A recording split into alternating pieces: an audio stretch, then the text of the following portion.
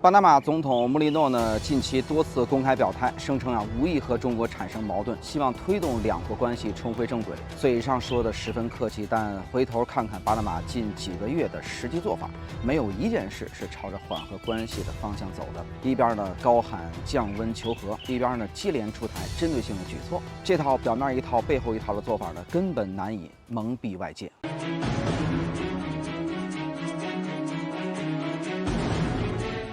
大家好，我是谢飞，欢迎来到今天的谢飞观察。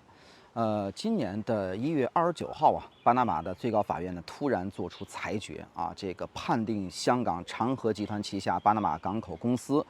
所持的这个巴尔博亚港与克里斯托尔港这个特许经营合同违反该国的宪法。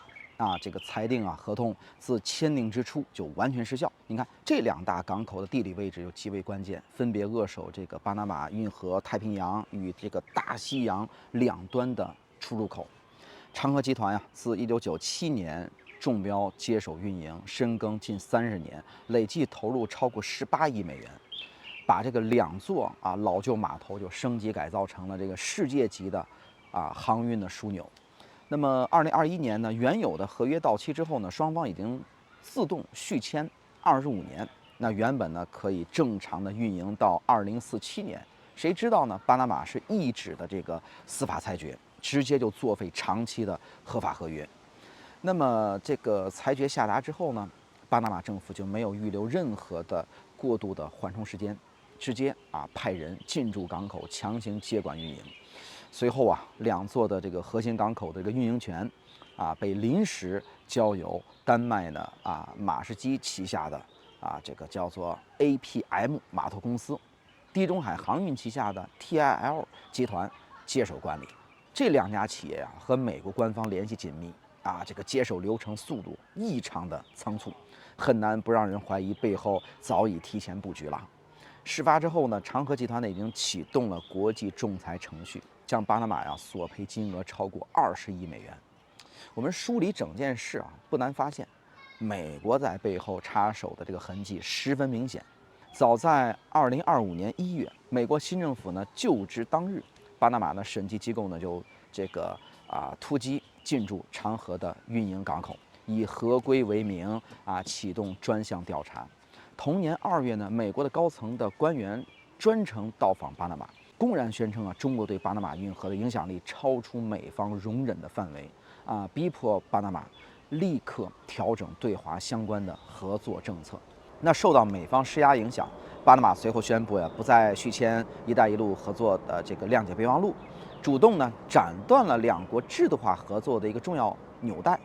纵观整个时间线，巴拿马的每一次针对中方合作项目的动作，都和美国的施压节奏精准契合，完全是跟着美方的步调行事。那么港口权益无端的被侵占之后呢，中方迅速采取了有理有据的应对举措。你看，从今年的3月开始，中国海事部门呢严格履行港口国监督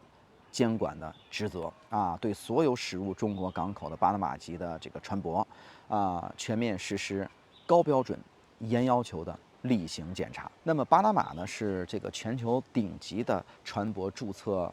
挂靠地，是吧？在册的挂旗的船舶这个数量就超过了8600艘。一旦遭遇严格的这个查验这个船舶滞留、航线延误产生的物流和经济成本会大幅的增加。那公开统计数据显示呢，3月在中国港口呢被滞留核查的124艘的外籍的船舶当中，巴拿马籍的船舶就有92艘，占比接近75%。那与此同时中远这个海运暂停挂靠巴尔博亚港相关业务将这个原有的这个货运航线分流至拉美其他港口。那中方呢还暂缓了与巴拿马多项基建的合作项目的一个磋商的谈判，多重举措同步落地，很快就让巴拿马切实感受到了这个经济和航运领域的实际压力。那么眼看局势对自身愈发不利穆里诺呢在4月这个9号视察巴尔博亚港后紧急出面安抚局势缓和舆论。他对外呢辩解称说，中方的船舶检查只是航运行业的这个常规的监管不存在这个政治报复的意图，还刻意呢举例这个利比里亚马绍尔群岛等航运注册大国的船舶说也都面临同类的这个常规检查。但是事实截然相反，就在穆利诺表态的前一天，巴拿马外长马丁内斯·阿查还在巴拉圭公开发声，直接指责中方加大船舶的这个查验力度是针对性的报复行为。外长呢强硬表态，总统主动示弱缓和巴拿马政府内部立场的割裂，局势判断混乱的这个状态暴露无遗。而且呢，穆利诺这个服软也毫无诚意。你看，一边否认带有政治意图，一边呢又声称已就这个船舶查验事宜向中方表达关切，要求中方出示查验依据，两头观望，这个左右讨好的心态显而易见。那么在4月28号呢，美国呢就再度升级了地缘操作拉拢这个像什么玻利维亚呀、哥斯达黎加呀、圭亚那呀、巴拉圭呀，包括像特立尼达和多巴哥5个拉美的国家，共同发布一个联合声明，就是刻意将中方海事部门合规开展的船舶监督检查是吧，歪曲成针对性的经济施压，无端指责中国把这个海上贸易事务政治化。那么我们的外交部发言人当即是严正的驳斥，明确指出，刻意将港口商业问题政治化、安全化，四处造谣抹黑中方合作初心的，恰恰是美国自身发言人呢还直击核心历史与现实问题点破谁长期实际掌控巴拿马运河，是吧？这个谁曾经武力入侵巴拿马，背后真相世人皆知。同时中方也善意奉劝拉美相关国家认清事实真相，不要被别有用心的这个外部势力蛊惑利用。值得一提的是呢，这个作为事件核心当事方的巴拿马，并没有参与这个签署这份联合声明，而跟风署名的这个5个拉美小国呢，各有这个自身地缘和利益的考量并不代表拉美的整体立场。你看，巴西是吧？墨西哥、阿根廷智利等等这些拉美重量级的主流经济体，全都拒绝跟风站队。这些国家更看重的是和这个中国经贸合作带来的实在的红利不愿卷入美国主导的地缘对抗的棋局当中。当前的巴拿马呢，已经这个陷入到十分被动的局面20亿的这个美元的国际仲裁索赔压在身上，这笔金额这个差不多相当于巴拿马全国1年财政预算的1/6港口被强行的这个更换运营方之后，亚洲航线中转运输这个效率大幅下滑马士基和地中海航运也根本无法填补长和集团留下的运营缺口。那失去中国货源和航线的这个支撑，2座核心港口只能这个低效空转。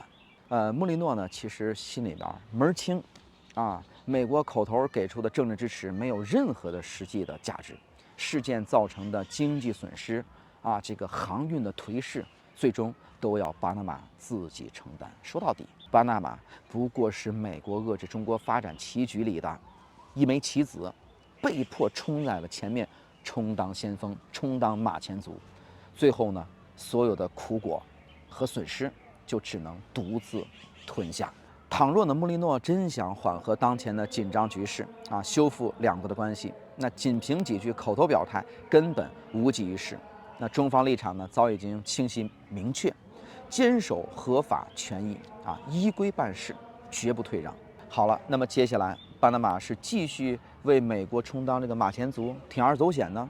还是认清现实，及时止损，回归理性合作的轨道？确实需要慎重权衡利弊了。好了，感谢收看今天的谢飞观察，希望各位呢点赞关注，我们下期节目再见。